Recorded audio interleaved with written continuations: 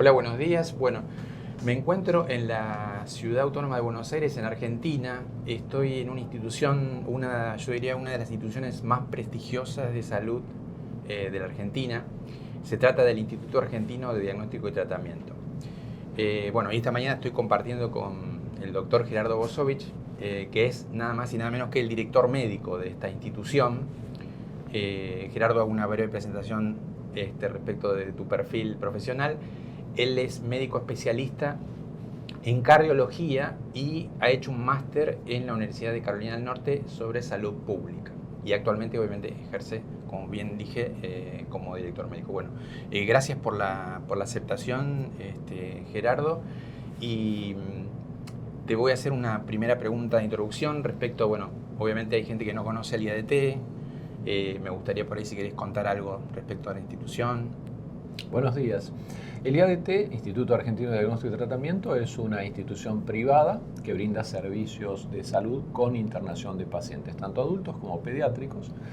La particularidad es que este es el año del centenario. Allá por mayo de 1926 fue fundado por un grupo de médicos destacados y durante la centuria siguiente mantuvo la característica de ser dirigida siempre por profesionales del arte de curar. Esa fue la terminología que se usó en el acta fundacional. Quiere decir que la presidencia del directorio siempre fue ejercida por médicos a lo largo de estos 100 años. Está emplazado en la ciudad de Buenos Aires en una sede única, de unos 34.000 metros cuadrados, con 220 camas de internación, 13 quirófanos, y con volúmenes que hablan del dinamismo de la institución, unas 18.000 cirugías por año y otras tantas internaciones de pacientes, con números mucho mayores, por supuesto, de servicios ambulatorios. Perfecto. Bueno, gracias por la introducción y la explicación de la magnitud de esta institución. Y Gerardo, tengo una pregunta. Este año, como bien dijiste, se cumplen 100 años de esta institución.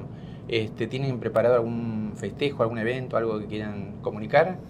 Preferimos mirarlo como una variable continua, el año del centenario en el cual se realizan distintas acciones, tanto simposios formativos como innovaciones tecnológicas, tanto de robótica como de integración de nuevos servicios y algunos homenajes a profesionales y entornos destacados de la institución. Pero no va a haber un solo evento, sino que va a ser una cadena de actividades en el año del centenario, como lo hemos identificado.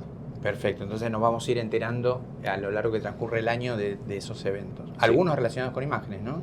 Sí, el sanatorio ha expandido su área de diagnóstico por imágenes, tanto en tomografía, resonancia magnética, ultrasonido, pero además incorporando un destacado servicio de imágenes moleculares, tomografía por positrones, que se ha desarrollado en alianza con la Fundación Centro de Diagnóstico Nuclear, que es un organismo líder en la disciplina. Está conformado por la Universidad de Buenos Aires y la Comisión Nacional de Energía Atómica, de manera que esta unión, esta alianza entre instituciones nos va a permitir brindar en la cadena de cuidado del paciente oncológico, cardiovascular, reumatológico, etcétera, una capacidad diagnóstica y terapéutica a través de la teragnosis muy destacada. Perfecto, Gerardo. Veo que han ampliado básicamente el servicio de imágenes cubriendo prácticamente todas las modalidades, porque ahora incluyen imágenes moleculares y ya tienen tomografía, resonancia, obviamente radiología, o sea, todas las modalidades están cubiertas. Sí, sumando también intervencionismo cardiovascular, es un servicio muy tradicional del IADT, fue fundado y dirigido durante 3 décadas por Luis de la Fuente, un cardiólogo intervencionista que ha sido líder en la especialidad de nuestro país durante muchos años. Gerardo, ¿sabés que te quería hacer una confesión? Vos sabés que los radiólogos, los médicos, los licenciados, todo lo que trabajan en servicio de imágenes, en general no tienen la oportunidad de charlar, de conversar con el director médico. Me refiero así en general en todas las instituciones, ¿no? Así que yo voy a aprovechar para un poco hacerte algunas preguntas desde el lado de la radiología. Entendemos que el director médico, tiene una responsabilidad muy grande que básicamente es gestionar todos los servicios, ¿no? Todo esto entre comillas. Y que hay algunos servicios por ahí que son áreas críticas, más complicadas de gestionar o donde pueden surgir inconvenientes, como puede ser, ¿no? Por mencionar quirófano o terapia intensiva, por mencionar solo 2 ejemplos. Pero los radiólogos queremos saber un poco la mirada del director médico digamos, qué lugar ocupa un servicio de imágenes hoy en día, en el año 2026, en un sanatorio como este, en una institución como este, digamos, de tanta complejidad, con lo que vos mencionaste, de tanta atención de pacientes, internaciones, cirugía, todo lo que se vive el día a día, las 24 horas, ¿no? ¿Qué opinión tenés respecto al servicio de imágenes? ¿Qué lugar ocupa para vos? Que la praxis médica en general, y sobre todo en un entorno de sanatorio, el diagnóstico por imágenes y las intervenciones guiadas por imágenes tienen un lugar troncal. Hay quien dice que los aparatos, los ecógrafos han reemplazado al estetoscopio. En gran medida, el apoyo diagnóstico hoy sería inconcebible sin los servicios de diagnóstico por imágenes, tanto en el escenario de la emergencia como en el escenario del programado, el seguimiento, la calibración y la estimación de riesgos, etc. La verdad que es un servicio esencial. En este sanatorio en especial, el área de diagnóstico por imágenes de hace muchos años es un área potente, no solo para el paciente internado y de la emergencia, sino también para los pacientes ambulatorios. En lugar de distinguir entre un área exclusivamente ambulatoria y una sanatorial, hemos optado por integrarlas de manera que el paciente ambulatorio encuentra un acceso rápido al diagnóstico por imágenes a la par que el paciente internado. De manera que no cabe duda de que es troncal e imprescindible, sobre todo en un entorno en el cual el avance tecnológico y del conocimiento en diagnóstico por imágenes ya nos obliga a una precisión diagnóstica inexorable. Bien, perfecto. Bien. Aprovechando eso que dijiste, vos sabés que yo leí una entrevista tuya hace un tiempo y hago una pequeña introducción. Todos sabemos que imágenes es una especialidad muy relacionada con la tecnología, tanto del equipamiento, lo que es la adquisición, el PACS, el RIS, o sea, es una especialidad muy relacionada. Pero yo leí en una entrevista tuya que hablaste mucho o hiciste énfasis no solo en la tecnología, que obviamente como recién lo dijiste es muy importante, sino también sobre el factor humano. Lo recuerdo eso como una palabra que dijiste en su momento. Sí, en nuestro país estamos atravesando una severa crisis en materia de talento humano. Hay una crisis vocacional en el acceso a disciplinas médicas que son esenciales, tales como la terapia intensiva, la pediatría, la neonatología, la medicina familiar e incluso la clínica médica. De hecho, hay un reporte del Ministerio de Salud, cuyo acrónimo es Mapa de Residencias, en el cual se ve año tras año, en los últimos 6 o 7, que las vacantes de las residencias médicas que tienen apoyo de programas nacionales no se cubren siquiera los cupos anuales otorgados. Y eso genera un desafío enorme en fomentar vocaciones, en captar talentos y en retenerlos. La tecnología sola no es suficiente si no está ensamblado con el factor humano. Pensemos que nuestro país, que tiene unos 47 millones de habitantes, sumando todas las disciplinas y áreas de apoyo, cerca de 1 millón de personas trabajan en servicios de salud. Es una actividad gigante y lo que refleja es la intensidad del factor humano. Un sanatorio promedio puede tener entre 5 y 8 empleados directos por cama de internación. Y en el área de diagnóstico por imágenes, si bien la tecnología, tanto lo que tienen integrados los aparatos de diagnóstico como la incorporación de la inteligencia artificial, da una cierta capacidad de orientación, el factor humano es clave para interpretar el conjunto del paciente. Se está evolucionando a una etapa de necesidad en que el especialista por diagnóstico por imágenes esté a la par del resto del plantel, interpretando los cuadros del paciente e incluso aconsejando posibles ulteriores pasos diagnósticos y diagnósticos diferenciales. Es una actividad enriquecida la que se necesita en los especialistas en diagnóstico por imágenes. Bien. Perfecto, Gerardo. Y ahora comparto contigo y con la audiencia también una tendencia que en realidad ya todos sabemos, que es la cantidad de equipos que se han instalado, tomógrafos, resonadores, no solo acá en la ciudad de Buenos Aires, donde estamos ahora, sino en otras áreas, por un lado, y después la cantidad de estudios que se solicitan. Eso obviamente genera, volviendo al tema del recurso humano, una necesidad de un recurso humano especializado para poder interpretar esas imágenes. Y la pregunta es un poco controvertida porque yo leí que la necesidad de otras especialidades, ¿no? Sabemos que imágenes está relacionada con muchas otras especialidades, traumatología, oncología, clínica médica, emergentología.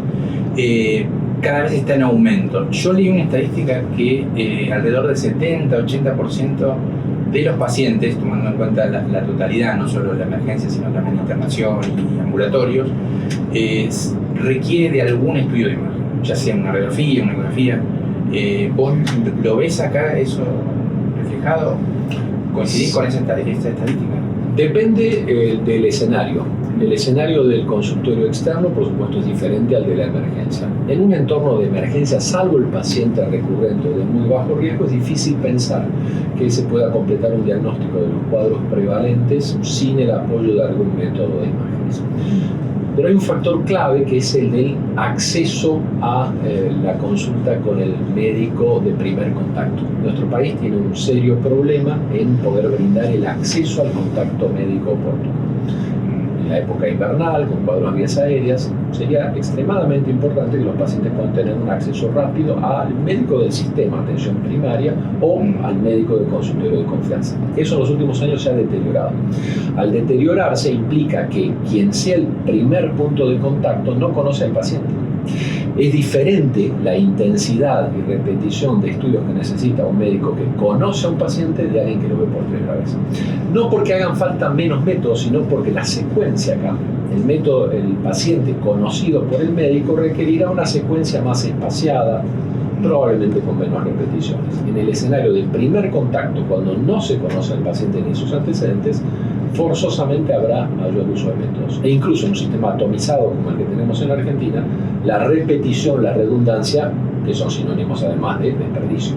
Aprovecho que compartir también con la audiencia que estuve leyendo un trabajo del cual vos fuiste coautor junto con otros directores médicos en ADECRA. Para los que no conocen, ADECRA es la Asociación de Clínicas, Sanatorios y Hospitales Privados de la República Argentina, una institución, digamos, que en la cual Gerardo forma parte, ¿no es cierto? Y volviendo al tema del trabajo científico, me pareció muy interesante algunos datos de ese trabajo en relación con la guardia. No sé si querés explayarte y explicarnos un poco más para toda la audiencia. Parte de la tarea de gestión que nos toca es medir. Y en la medición de los comentarios y observaciones de pacientes, en general en los centros, tanto públicos como privados, el primer motivo de desconformidad de los pacientes es tiempo de espera en la atención en la emergencia. Entonces, quisimos evaluar los motivos de consulta, la severidad de los cuadros y cuáles eran esos tiempos de espera. Entonces, en esta acción colaborativa pudimos medir los indicadores de cerca de 1 millón de pacientes que consultaron en centros privados de Buenos Aires y de determinadas provincias del país, y encontramos que un 85% de ese millón de consultas correspondían a cuadros de la escala de severidad de muy bajo riesgo, es decir, pacientes que podrían haber sido atendidos en otro ámbito, un ámbito de un centro primario o incluso el consultorio del médico de confianza. Tiempos de espera que están de acuerdo a los índices internacionales, o sea que aquí emerge una tensión entre la expectativa de lo que espera un paciente encontrar un servicio de emergencia y lo que los servicios de emergencias en el mundo pueden brindar. Encontramos que una probable causa raíz de esto es el deterioro del acceso a la consulta primaria, el retroceso del acceso al pronto turno en un consultorio.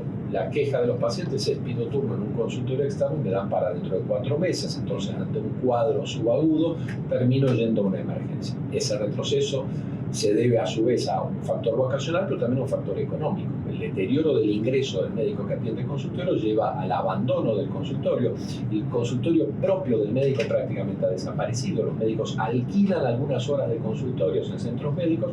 El tiempo disponible entonces para el paciente es menor. Solemos decir, en el escenario pediátrico de un par de décadas o 3 décadas atrás, la familia llamaba al consultorio del médico y la secretaria seguramente le diría: bueno, venía a tal hora esta tarde, que esperarás un rato y te va a atender.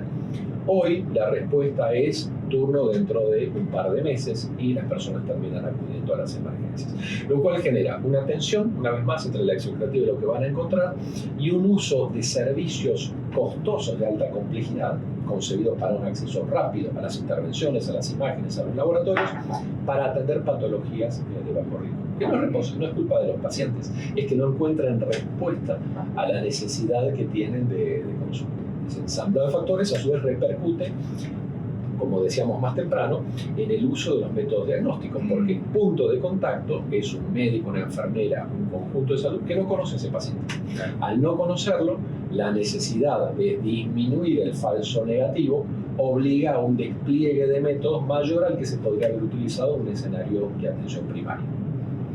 Perfecto. Bueno, muchas gracias por compartir este análisis de trabajo, me pareció muy interesante y que tuvo bastante repercusión cuando fue publicado. Hubo mucha repercusión en los medios tradicionales y redes. Para nuestra sorpresa, las reacciones fueron de entendimiento, de perplejidad y reconocer que claramente esas personas no tendrían que estar en el escenario de la emergencia. Y la respuesta no es pongan más médicos, que por empezar hay escasez de médicos con vocación para atender las emergencias y las demandas espontáneas, sino cómo encauzamos a las personas para que tengan una respuesta en un tiempo razonable sin depender de las emergencias de los centros de alta complejidad.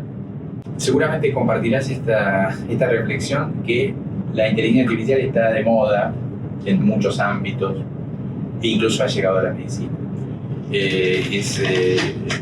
A veces uno escucha algunas cosas interesantes, inteligentes y otras no tanto, por llamarlo de alguna manera.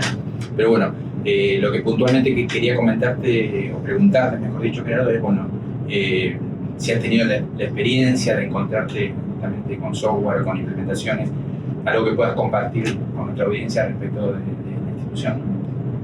Ha sido pasmosa la velocidad con la cual ha evolucionado desde los modelos lineales de una base de datos, un análisis, un método, un diagnóstico, a los modelos generalizados de lenguajes ampliados.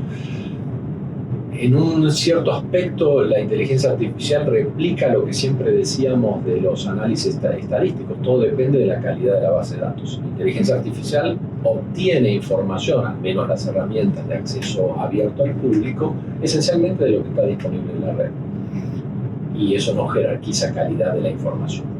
Afortunadamente en medicina han surgido en los últimos 2 años poderosas herramientas en las cuales la información fuente es información de calidad. Revistas médicas indexadas, sociedades científicas, hospitales de referencia, con lo cual hoy, con algunas restricciones, pero es cada vez mayor el acceso que podemos tener a herramientas de muy buena calidad, procurando, como siempre, evitar la omisión diagnóstica, bajo el principio de primero no dañar. Eso también implica no equivocarnos en un diagnóstico, no omitir posibilidades. De manera que herramientas de calidad tomadas de estas fuentes son de utilidad. En el sanatorio se está experimentando con distintas herramientas que van desde el análisis de interacciones farmacológicas, dosis, ajuste por edad, ajuste por función renal, resúmenes de historias clínicas de pacientes y la posibilidad de generar un análisis integrado en base a grupos de diagnóstico, con algunas limitaciones que tenemos todavía en nuestro país que atañen a la responsabilidad sobre la custodia de los datos.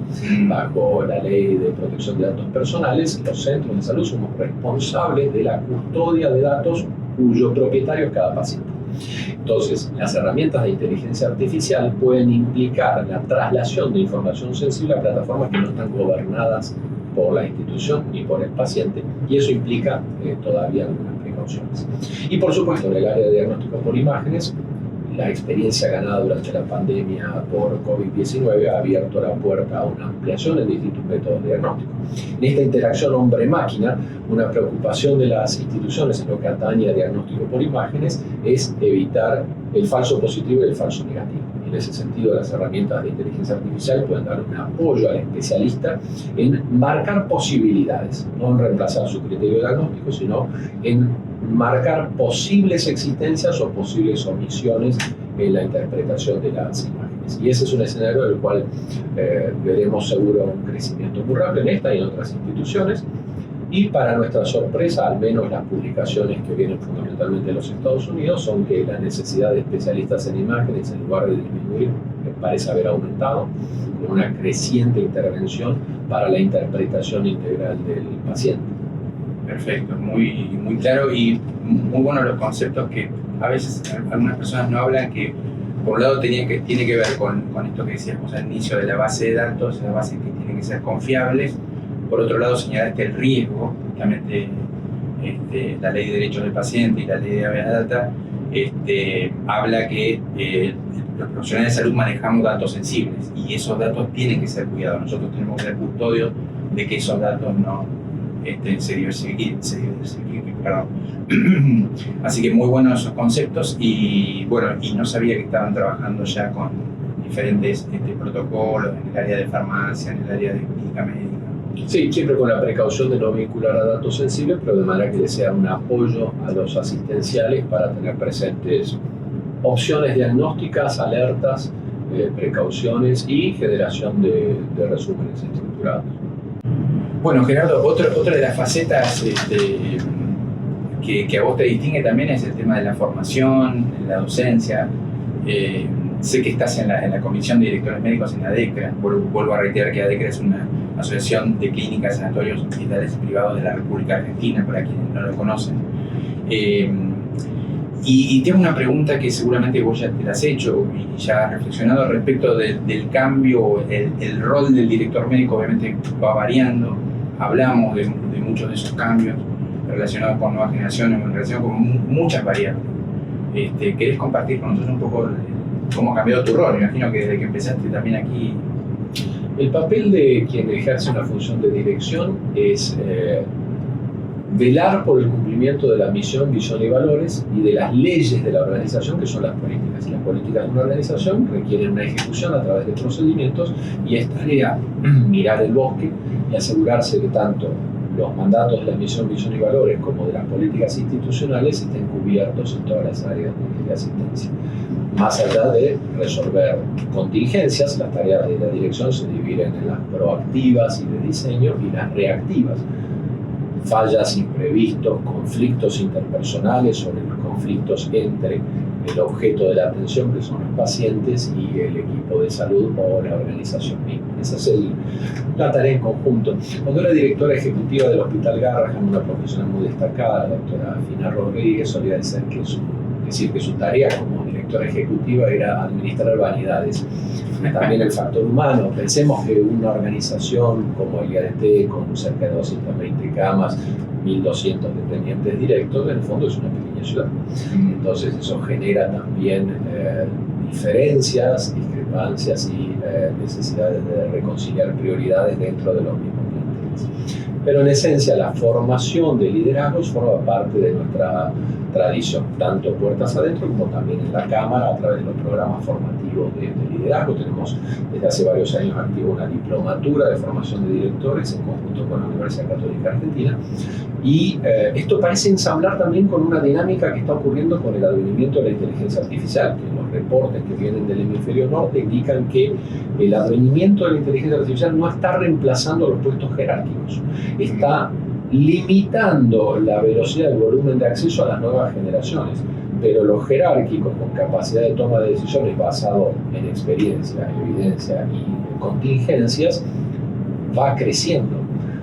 No sabemos si eso va a pasar. El mundo de la inteligencia artificial, su impacto en el mundo laboral todavía está re incógnita, pero al menos los primeros indicadores van en ese sentido. De manera que, así como tradicionalmente en la profesión médica había relativamente pocos dispuestos a tomar una tarea de conducción, es importante poder comentar que esa necesidad seguramente va a ser creciente, aún en la era de la inteligencia sintética. Bien. Bueno, me quedé sonriente y con el comentario de administrar vanidades, que eso es común, por lo menos podemos hablar de Argentina, que es nuestro medio.